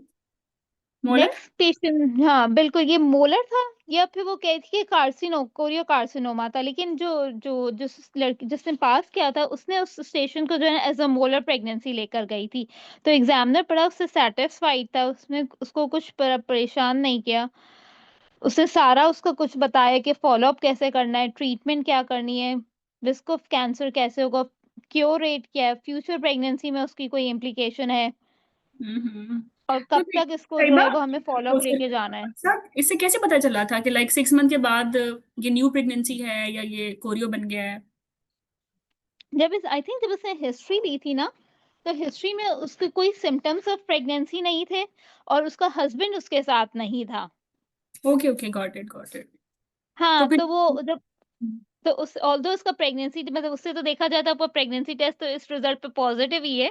लेकिन जब उसने ये कह दिया कि मेरा हस्बैंड नहीं है मेरे साथ, तो वो रूल आउट हो गई थी हम्म। प्रेगनेंसी। ओके फाइन, तो वो तो बड़ा स्ट्रॉन्ग फीचर है कि प्रेगनेंसी रूल आउट हो गई, फिजिबल इज नॉट देयर। मैं मेरे में बड़ा फेवरेट है ये वाला पॉइंट भी, कि जब आप आते हो after miss carriage with nausea and excessive vomiting, how you will come to know this is a new pregnancy or it is actually GTD or GTN? तो ये बड़ा अच्छा था पॉइंट, ये हिस्ट्री से निकाला ना उसने। हिस्ट्री से उसे निकाला था। And next one? Next one था ये पीपीएच की, basically exam straightforward scenario था। इसमें वो मैनीक्विन बेसिकली पढ़ा हुआ था और उसमें उनको वेरियन आर्टरी आइडेंटिफाई करनी थी और मॉडल पे उसको परफॉर्म करके दिखाना था। लेकिन सब यही उसका मुझसे मुझे ये फीडबैक दिया था कि मॉडल बिल्कुल ही वर्स्ट मॉडल था, जिसके ऊपर सबने प्रिक कर करके अब कुछ आइडेंटिफाई नहीं हो रहा था। तो एग्जामिनर सिर्फ वर्बली अब उससे पूछ रहा था कि यूट्राइन आर्टरी किस लेवल पे मिलेगी, आप कौन सा सूचर अप्लाई करेंगी। तो उसने यही क्वेश्चंस उससे पूछे थे क्योंकि मॉडल पे बिल्कुल भी कुछ समझ नहीं आ रहा था। मतलब अगर ये मॉडल पे सीपीएस समझ नहीं आता तो जो एग्जामिनर है वो फिर हेल्प करता है ना? क्योंकि एग्जामिनर्स को भी पता है वो इतने भी बुरे नहीं है एग्जामिनर्स हमारे चले। और नेक्स्ट वन? नेक्स्ट वन था ये बेसिकली आई थिंक ये आरएच इनकम्पैटिबिलिटी का सिनेरियो था। तो एंड अप हुआ कि वो हाई ड्रॉप्स पे पेशेंट को वो स्टार्ट भी उसने एग्जामिनर ने बिल्कुल स्टार्ट से उसको लेके गया कि फर्स्ट बेबी में उसको बिल्कुल ठीक था, सेकंड बेबी में नियोनेटल जॉन्डिस और अब प्रेगनेंसी हुई है। तो 28 वीक्स पे इतने एंटीबॉडी का टाइटर है। फिर उसने एवरी जब जब इतना वो पूछती गई तो उसने वो टाइटर्स बताता गया उसको, और फाइनली उसने उसको बता दिया कि ये हाई ड्रॉप्स है और अब इसकी मैनेजमेंट कहाँ तक उसको लेके जानी है। एंड तक फिर वो पूरा सिनेरियो को लेकर के स्ट्रक्चर डिस्कशन को। And next one? हाँ, ये बड़ा अच्छा सिनेरियो था कि ये पेशेंट थी पैरा 32 वीक्स के साथ आई हुई थी। पेशेंट थी शॉर्टनेस ऑफ ब्रेथ के साथ, लेग पेन के साथ। तो अब एग्जामिनर ने उसको जो है ना वो एग्जामिनर ने इस समय बेसिकली जो है ना वो सिम्टम्स कंबाइन दिए हुए थे, पी के सिम्टम्स भी दिए हुए थे, डीवीटी के भी दिए हुए थे। हम्म। तो वो जो मुझे कह रही थी कि एग्जामिनर पे पूछा था कि आपके डिफरेंशियल्स क्या होंगे, तो वो डीवीटी उसने पी का, फिर भी एग्जामिनर खुश नहीं हुआ तो वो कार्डियोमायोपैथी पे भी चली गई।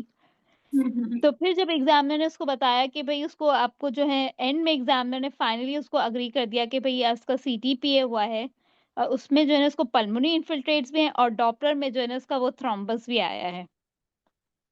तो इसलिए दोनों को कंबाइन लेके एग्जामिनर उसको लेके गया। फिर उसने वो ही बताया कि मैं एडमिट करूंगी थ्रोम्बस के लिए, उसको थेरापेटिक लो मॉलिक्यूलर वेट को इन्वॉल्व करूंगी, कार्डियोलॉजिस्ट को टीम में इन्वॉल्व करूंगी, और उसने कहा था कि फिर इसकी 20 पेशेंट थी, उसने कोई हाई बीएमआई बताया था, आई थिंक 40 या 45 कुछ इस तरह का बताया था, तो उसने पूरी वेट मैनेजमेंट और ये सब पूरी जो है एमडीटी टीम को इन्वॉल्व किया था इसमें।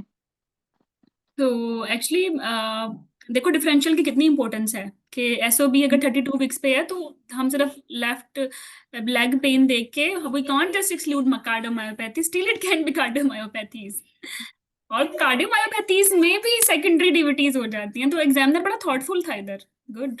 हाँ, मुझे लगा ऐसे कि डिफरेंट टाइप का इन्होंने इसको एड्रेस किया है अच्छी तरीके से। हाँ लेकिन अक्सर ये स्टेशन सो फार ऑनेस्टली स्पीकिंग मैं देख रही हूँ दे आर डिफिकल्ट वन, मतलब सिकल सेल से लेके और वो साइकोसिस से लेके डीवीटी, एंड ये डिफिकल्ट है। तो ये कैंडिडेट फर्स्ट अटेम्प्ट में पास किया था इसने ये? जी, जी, डॉक्टर हेरा से फर्स्ट टाइम में पास किया है, और डॉक्टर हेरा हमने ये सारे सेशंस करवाए हुए हैं अपने उसमें सारे आई नो मेंटर्स ने, ऐसा नहीं आई कोई नो। ऐसा सेशन नहीं है कि मिस हुआ हो। नहीं हम करवाते हैं, लेकिन देखो ना उसने मेहनत भी वसूल की और इतने डिफिकल्ट स्टेशंस उसने फर्स्ट गो में किए और मेक इट पॉसिबल। तो ये क्रेडिट जाता है आपको, को मेंटर्स को, मेट होम को, और नहीं, मैं तो ऑब्वियसली बिल्कुल स्टूडेंट कहती को हूँ भी। सब अब टीम देखो मेंबर्स स्टूडेंट ने भी तो सबको ही पढ़ा है ना जाता है उसने बिल्कुल। स्टूडेंट ने भी तो पढ़ाया, पढ़ाते तो हम बहुत सारे लोगों को हैं, स्टिल इट्स नॉट 100%, लेकिन उसने बहुत अच्छे से समझा। हुँ, और और पता है उसने समझा कैसे है, क्योंकि ये ना कार्डियोमायोपैथी आई थिंक तैयबा बड़े दिल से पढ़ाती है, तो वो छोड़ती नहीं है वीटी को मतलब हर हाँ, तो डॉक्टर स्टेशन में ना तैयबा का तो बस भई वो तो माशाल्लाह अपने टॉपिक्स बहुत ही अच्छे से कवर करवाती हैं। तो और साइकोसिस या डिप्रेशन और यंगरी पेशेंट, ये आप देखा इस तरह पूरी टीम मिलके एक स्टेशन ये सिलेबस कंप्लीट करती है। ऑनेस्टली अक्सर अगर मैं अकेले, मैं देखती हूँ बहुत सारे मेंटर अकेले पढ़ा रही हैं, तो मैं हैरान होती हूँ कि इतना ह्यूज सिलेबस, इतना variety of stations, how it's possible for a single human being कि वो कवर कराए, और अगर वो कवर कराता है तो हाउ कैन ही और शी बी ऑनेस्ट। तो वो या तो हुँ, रिकॉर्डेड सेशन डालेंगे, या इंपॉर्टेंट सेशन स्किप करेंगे, या प्रॉपर सिलेबस नहीं पढ़ाएंगे, क्योंकि ये 27+ लाइव सेशंस लेना, एक एक चीज कवर करना, 1 to 1 इंटरेक्टिव रहना कैंडिडेट्स के साथ, ये टीम वर्क है। इट्स नॉट अलोन मी। मुझे हुँ। अक्सर कैंडिडेट कहते हैं आप खुद तो पढ़ाती नहीं, आप खुद सोचें इतना अच्छा अकेले मैं पढ़ाऊंगी तो क्या मैं पढ़ा सकती हूँ तो ह्यूमन कैपेसिटी में भी ये कुछ नहीं, ये नहीं आता। तो that's why in at Med Home हर मॉड्यूल के लिए एक एक्सपर्ट है, और वो आपको 100% देता है, और वो एक फ्रेश मेंटर होता है जिसने पूरा सिलेबस नहीं कवर कराना, वो एक थका हुआ मेंटर नहीं है। तो दिस इज अ ब्यूटी, और this is because of only this reason I will appreciate के लोग फर्स्ट अटेम्प्ट में पास हो रहे हैं। Thank you Aqsa and the team. Hmm, I think last one was OHSS.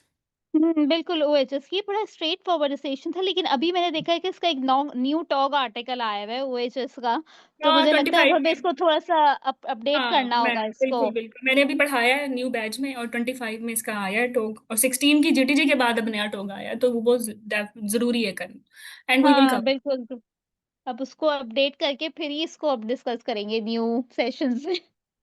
और ये जो पॉडकास्ट बता रही हैं डॉक्टर अक्सा, ये इन्होंने आई थिंक ली थी 7th मई 7th को। मई को, जी, तो 7th इसके मई। अलावा 5th मई को भी एग्जाम था, उसकी पॉडकास्ट आपको डॉक्टर अरूज के साथ सुनेंगे, 6th को भी था, 8th को भी था, और ये 4 डे एग्जाम थे। इस दफा 5 डेज एग्जाम नहीं था, 4th डे ही थे, क्योंकि लास्ट वन मेरा पॉडकास्ट था और वो हुआ ही नहीं, क्योंकि उस दिन पेपर ही नहीं हुआ था तो मेन ये हुआ कि 4 डेज पे टाइम होता था, लेकिन इससे पहले 5 डेज एग्जाम होते थे एफसीपीएस के ना, इन डिफरेंट सेंटर्स। अच्छा अक्सा, यहाँ मैं थोड़ा सा एक्सप्लेन कर दूं कि जिस भी जी, सेंटर में आप अपेयर हो, चाहे इस्लामाबाद में, चाहे लाहौर में, या चाहे कराची में, स्टेशंस 90% सेम होते हैं। ये क्वाइट पॉसिबल है कि short case can be change, है ना? बिल्कुल ऐसा ही है। मतलब शॉर्ट केस एक जगह डायबिट ट्विन का है तो मे बी किसी और सेंटर में वो डायबिटीज का हो, ये भी पॉसिबल है। तो शॉर्ट केसेस दो होते हैं, एक गायनी का एक ओब्स का, दे कैन चेंज। बाकी जो अदर 10 स्टेशन हैं दे आर स्टैटिक, वो हर जगह हर स्टेशन हर सेंटर पे सेम है और उनकी सेम की है। क्लिनिकल केसेस डिफरेंट है, उनकी मार्किंग एग्जामिनर के हाथ में है, और ये जो क्लिनिकल हुँ, केसेस हैं basically they are more important. अगर आप इसमें फेल हो जाते हो तो फिर आपके लिए पास होना मुश्किल है, ऐसा ही है ना अक्सर? बिल्कुल ऐसा ही है, हाँ क्योंकि तो उसी पे आपकी वेटेज है सारी एग्ज़ाम की। बिल्कुल बिल्कुल, सारी सारी कह सकते हैं, क्योंकि वो सारे एग्जामिनर्स बैठते हैं मार्किंग करते हैं, तो अगर वो देखते हैं कि एक कैंडिडेट क्लिनिकल केसेस में पैथेटिक है, तो वो बाकी स्टेशन से भी मार्क इस तरह से रिड्यूस करते हैं कि आप ओवरऑल आप फेल हो जाते हो। तो इसलिए आपने जो क्लिनिकल अपनी सेंस है ना वो अच्छी रखनी है, और बिगिनर सेशन में अच्छा पार्टिसिपेट करना है, अच्छी हिस्ट्री लेनी है, हिस्ट्री बेस्ड डायग्नोसिस अच्छी बनानी है। क्योंकि अगर हिस्ट्री अच्छी नहीं है तो आप क्या करोगे? अगर आपने हिस्ट्री से ये नहीं बताया कि ये सिकल सेल एनीमिया है या आयरन डेफिशिएंसी है या थैलेसीमिया है, और आप उसको क्या मैनेज करोगे, तो आप कुछ मैनेज नहीं कर पाओगे। और how good you are in other stations, you will fail. if you will fail in clinical you will actually fail the whole exam। तो मेक श्योर कि आप हिस्ट्री टेकिंग में आप अच्छे हो। और बेसिकली यही मेरी टिप है कि जिसकी हिस्ट्री अच्छी है ना या क्लिनिकल अप्रोच अच्छी है उसको फेल करना मुश्किल है, या उसको बार बार फेल करना मुश्किल है। ठीक है। तो this is all about today's session. जिसमें मैडम की टीम का मकसद सिर्फ ये था कि आप लोगों को बताया जाए कि टाइम बहुत कीमती चीज़ है, रिजल्ट का वेट ना करें। और जो भी लेफ्ट ओवर टाइम है 10-15 डेज आपके पास हैं, ज्वाइन अस। या आप खुद से जो भी आप कर सकते हो, आप अपने ये क्लिनिकल केसेस इंप्रूव करो, और जैसे ही रिजल्ट आ जाएगा तो भी हम अपना क्रैश कोर्स स्टार्ट करेंगे। ठीक है। अब मैं ब्रीफली क्रैश कोर्स के बारे में बता रही हूँ, और मेजर ऑडियंस जो है वो एफसीपीएस की है, तो ये एफसीपीएस का मैं बताने लगी हूँ। इसके अलावा जो एनसीपीएस का है और आईएमएम का है उसका क्रैश कोर्स का गाइड सेशन डिफरेंट होगा। और बिगिनर्स या फाउंडेशन कोर्स सबका सेम होगा क्योंकि सब ने हिस्ट्री अच्छी करनी है। ठीक है। सो यस, 1 मिनट मुझे दो, मैं जरा पानी पी लूँ। और जो आईएमएम के कैंडिडेट्स हैं या एमसीपीएस के कैंडिडेट हैं, अगर वो चाहें तो they can quit here because they will take their own sessions onwards no. और यहाँ सिर्फ स्टूडेंट्स अगर एफसीपीएस के कंटिन्यू करना चाहते हैं तो stay with us. Thank you very much mad home team. I wish आप मेरे साथ स्टे करें, लेकिन अक्सा की तो भी क्लास थी, वो टायर्ड हो चुकी है। तो Aqsa, if you want to go you can leave. और बाकी लोग जी भी आई जी, think. Thank you so much everyone. वो थैंक यू अक्सा। और बाकी लोग भी अगर बढ़िया। हाँ क्लिनिक्स हैं, I know you are very busy consultants, तो I will myself continue with FCPS session. और अगर आप स्टे करते हैं तो एक भी लोग क्या। Okay, thank you so much. Allah हाफिज़ एवरीवन।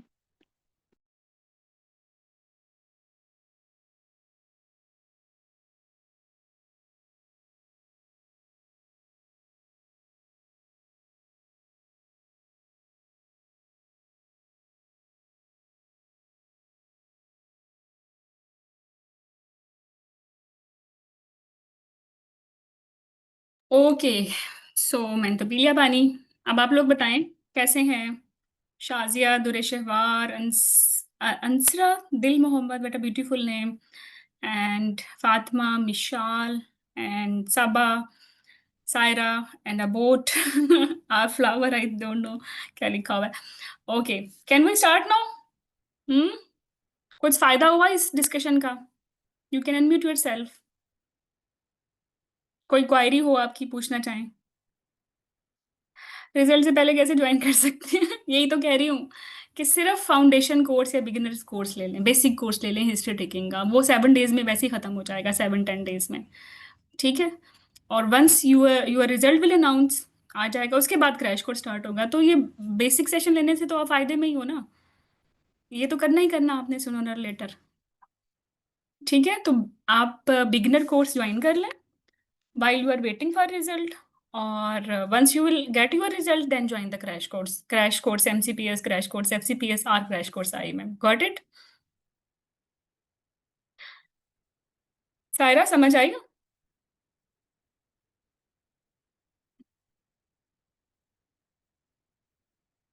ओके, चलिए, थैंक यू वेरी मच। तो फॉर्मेट तो अब आपने देख ही लिया। डॉक्टर अक्सा ने प्रॉपर रीसेंट एग्जाम स्टेशंस आपको बताए हैं। आल आल 14 इसलिए मैं कह रही हूँ कि 2 लिंक्ड होते हैं, शॉर्ट केसेस 2 स्टेशंस बनाते हैं, वरना तो 12 होंगे। तो अगेन एफसीपीएस में 14 स्टेशन हैं, 2 लिंक्ड हैं।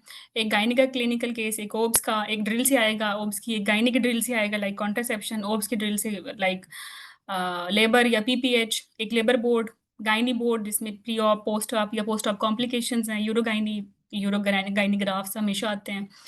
स्ट्रक्चर्ड केसेस आ जाएंगे ओब से और गायनी से। इसके अलावा रोल प्लेयर के साथ आ जाएगा काउंसलिंग सेशंस, या एंग्री पेशेंट आ जाएगा, या बैड न्यूज़ ब्रेक करनी है, ठीक है, एक रिसर्च से आ जाएगा। तो टोटल इस तरह के वैरायटी ऑफ स्टेशंस होंगे, 12 बनते हैं। बिकॉज ऊपर वाले दो जो हैं लिंक स्टेशंस हैं, मतलब ओब्स क्लिनिकल केस में एक स्टेशन से पेशेंट से हिस्ट्री लेनी है, एग्जामिन करना है, और दूसरे केवन में जाके आपने वाइवा देना है, तो इसलिए ये 2 बन जाते हैं। तो फिर ये 12 + 2 क्या होगा, 14 हो जाएंगे। ओके, तो role play sessions usually counselling, consent और बीबीएन के आते हैं। और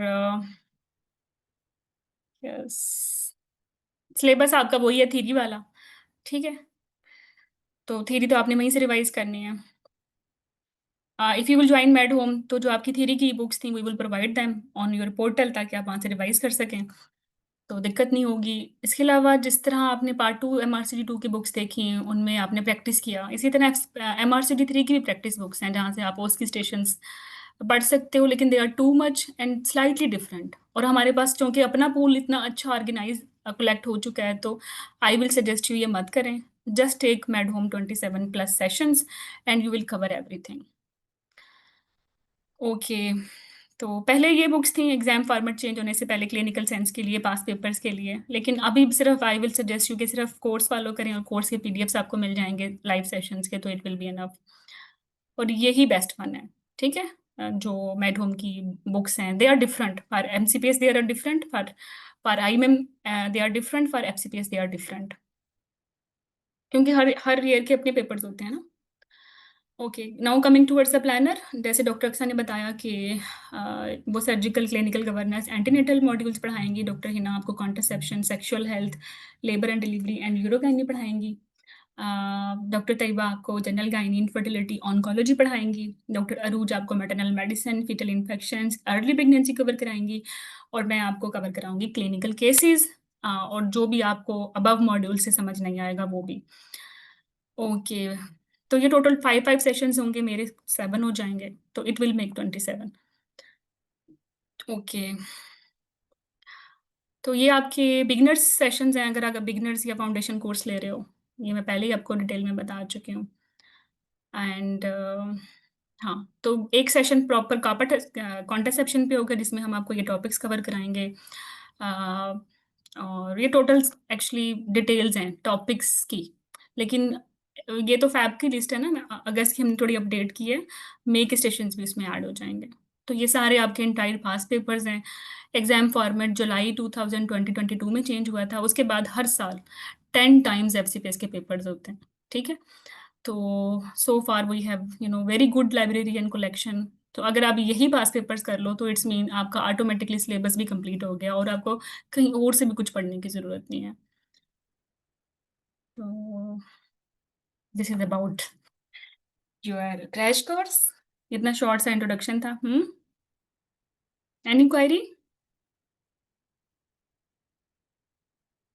so again I am repeating, जब तक रिजल्ट नहीं आए। मैडम एक क्वेश्चन पूछना है मैंने। हाँ बिल्कुल। अच्छा मैडम, वो मैं ये पूछना चाह रही थी कि अभी जब हम ये क्रैश कोर्स ज्वाइन करेंगे तो थ्योरी कोर्स में, क्योंकि हमने तो वहीं से पढ़ा हुआ था ना, वो सारी जो ई बुक्स है वो थोड़ा एक पेज मेमोरी होती ई है बुक्स तो। की पेज मेमोरी मिलेगी ना, वो आपके पोर्टल हाँ पे मैं होगी। वही पूछ जी मैं यही पूछना चाह रही थी, क्योंकि मैंने वो ओपन किया था, वो शायद ओपन हो नहीं रहा था, तो मुझे लगा शायद वो फिर स्टोक्स के साथ ही होगा। हाँ, टॉक्स के साथ आपको दोबारा से ये चीज़ें विजिबल हो जाएंगी, ठीक है मैम, ठीक है, थैंक यू। क्योंकि मुझे पता है आपने डायबिटीज जहाँ से पढ़ा है, आपने वहीं से आपकी आपकी पेज मेमोरी सेट हुई मैम वो होगी। कलर भी याद हो जाते हैं ना, कि हाँ, अच्छा इससे कलर भी पढ़ा याद था, होगी। इससे पढ़ा था। इसलिए कह रही हूँ। हाँ बिल्कुल, आई कैन अंडरस्टैंड। जी मैम, तो ठीक है। ठीक है, अभी कोई थैंक यू। क्वारी तो नहीं है, आई थिंक एवरीवन एक्सप्लेन्ड नहीं वेल। नहीं मैम। जी जी जी, ठीक है। चलें, best of luck for your result, thank you और ma'am, thank you so see much. You all in beginner course now. इंशाल्लाह। ओके, इंशाल्लाह। अल्लाह हाफिज। हाफिज।